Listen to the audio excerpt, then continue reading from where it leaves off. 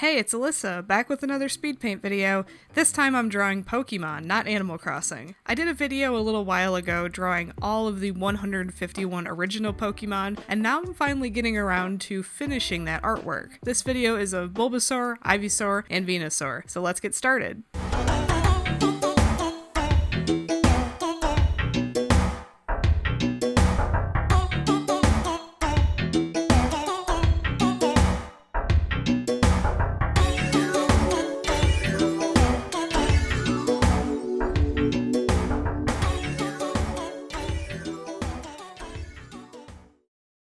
So I'm really excited to start posting these because I'm trying out this new coloring technique that I want to kind of explain to you guys a little bit. I'll touch on it a little bit in each video just for anybody who may be new to my channel when they stumble across one of these videos. But in short, I'm making everything in Procreate, which is a little bit different for me because in Animal Crossing, the whole series I did for those, I would work partially in Procreate and partially in Adobe Animate to create these flat color shapes. I'm doing all of that in Procreate now because I don't mind having the uneven edges for this because I have kind of a softer shading and highlighting style, which you'll see pretty quickly here. These are hyper sped up just because this would be a very, very long video if it wasn't hyper sped up. If you guys are interested in the real-time footage with no commentary, it's just real time exactly what I'm doing, what brushes I'm using, and you want to see all 3+ hours of that footage, I will be putting it on my Patreon. I'll put a link on the screen as well as in the description. It's brand new, there's like nobody there yet. It's only one tier. I'm going to start posting exclusive sketches to the Patreon as well that you guys will have access to, and you can be some of the first people, or maybe the first person that is in my YouTube credits. I'll put at the end of every video as soon as I start getting patrons. And it's just one tier, $5 gets you everything. I wanted to treat it more like a Twitch subscription of like showing support and everybody that's a supporter gets all the same stuff rather than having tiers. I know some people do that because maybe they make more money off of it or they offer more exclusive stuff to different tiers, but I kind of think if you support me, you should just get access to all the same stuff that everybody else who supports me does, so I just made it one tier. So you can check that out again at the link on the screen and in the description below, patreon.com/AlyssaAaron, if you're interested in seeing the full footage of this process. But for YouTube's sake, since the real-time videos don't seem to get as much watch time as these shorter videos, I thought I'd speed things up a bit and put this at like 15 to 20 times speed, but you can still kind of tell what I'm doing. So I was really excited to start this because I finally cracked the code of the style I wanted to do for these. They're a little bit different than Animal Crossing, though I am heavily relying on the Bonobo chalk brush for a lot of the shading and highlighting process. So I start with these flat color shapes with the nice, natural colors of a Bulbasaur, and I have my reference in the corner. And then I'm going in with the Bonobo chalk brush and doing washes of Bonobo chalk that are slightly different hues and shades. I talk about this a little bit in my me and my Pokemon team video. I'm going to link a video by Marco Bucci, who's an amazing digital painter. He talks about color notes and how you can incorporate them into your art. I kind of took the lesson from that and tried different hues of color that were all the same saturation level and kind of overlaid multiple layers of Bonobo chalk. And it almost gives it, when you zoom in, kind of like a pointillism effect, where what you think is green is actually made up of lots of little tiny dots that are mostly greenish hues, but also there's orange and purple and pink mixed in, and it just gives it this nice, rich, warm feeling to it, versus a more flat effect, like a flat digital color wash or like a gradient or something that feels more digital. I wanted this to feel a little bit more traditional, but it's still very obviously digital art, nice and cleaned up. I just wanted to try something a little bit softer and almost more kids' book illustration in tone, versus the Animal Crossing series, a little bit softer, a little bit more natural, and I'm really happy with this process that I'm trying for these, and I'm really excited to post the other ones that I've been working on as well. I think especially these three, Bulbasaur, Ivysaur, and Venusaur, I think these turned out the best color-wise so far of the ones that I have finished in my backlog ready to post, only because this technique really lends itself well, I think, to greens and blues and turquoise hues.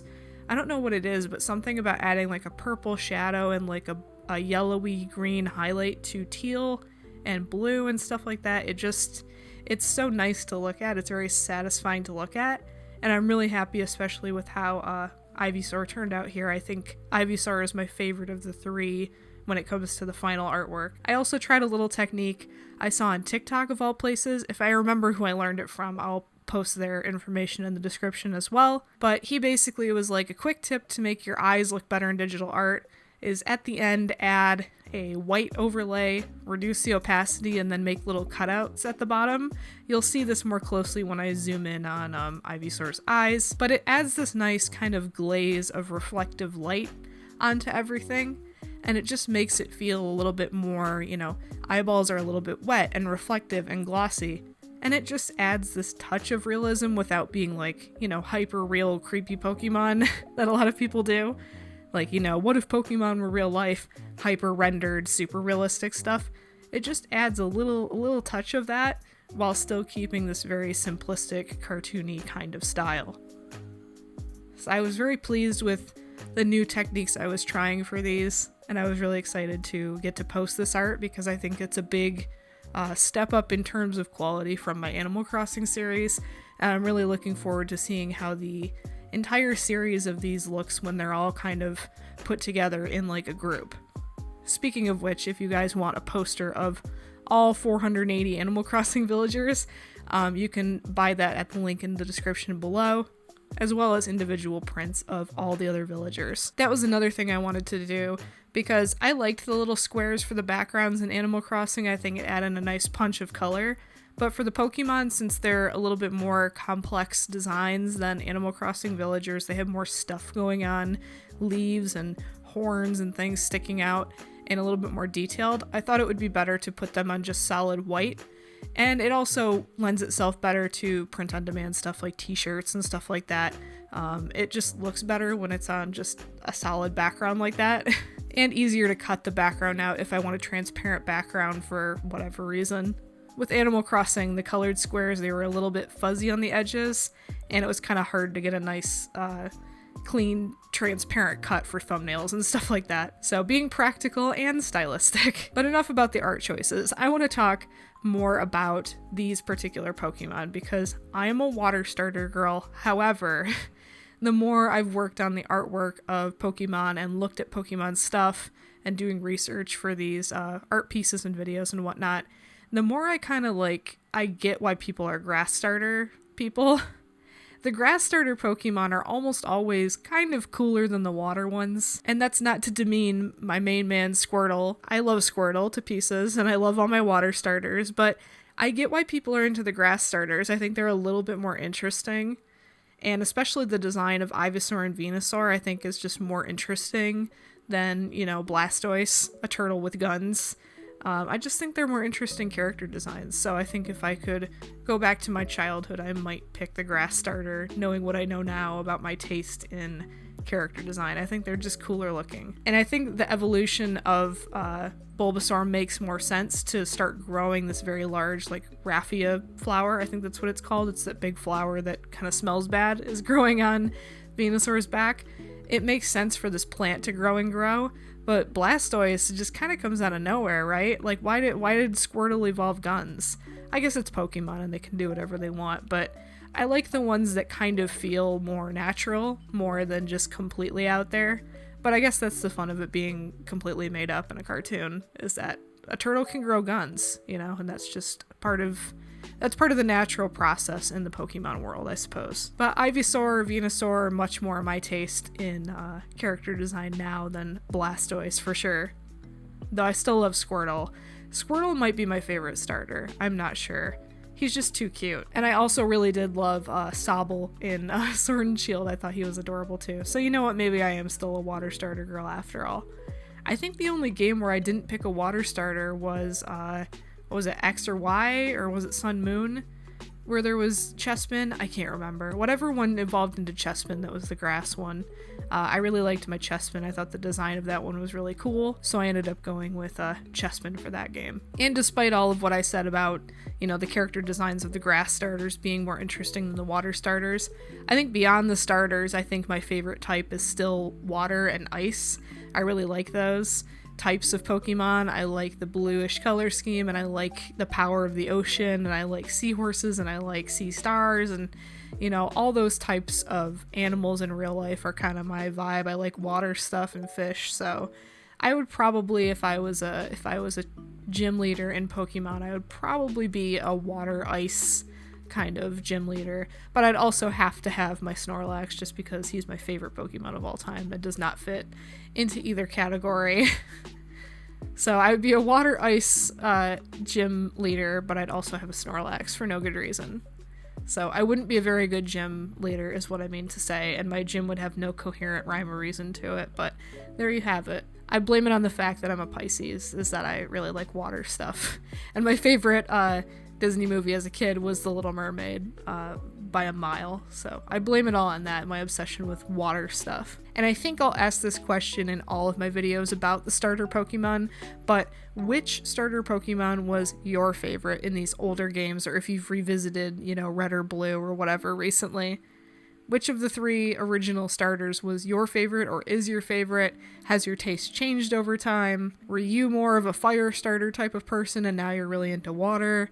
Let me know in the comments below. I'm really excited to finally post this art on social media because I worked really hard on it and I think it's like a big step up in terms of quality in my art. I'm trying out techniques that I think really work, that I really like using across other art pieces like the Duffy video I posted last week.